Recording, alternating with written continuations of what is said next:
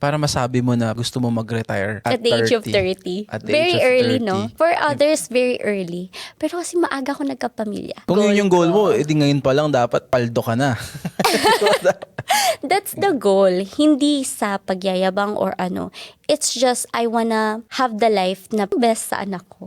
Ang galing ng pagkakasabi mo, no? May naalala lang kasi ako. Meron akong conversation with friends. Recently namatay yung tatay niya from cancer. And then, syempre, kinamusta ko. Nag-chat kami ganyan. Isa sa mga topics namin is yung ang pangit ng design ng buhay na marami sa mga bagay sa mundo nare-realize natin na matututunan natin kapag too late na. Hindi ka healthy. Pero alam mo na dapat kang magpaka-healthy. Marirealize mo lang yun pag may sakit ka na. Actually, hindi ako Matanda ka na. healthy, ah.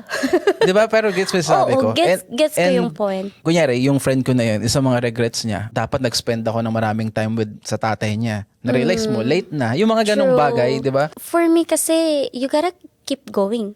God will put you in a situation talaga na kaya mo. Hindi ka niya dadalhin sa posisyon na hindi mo kaya.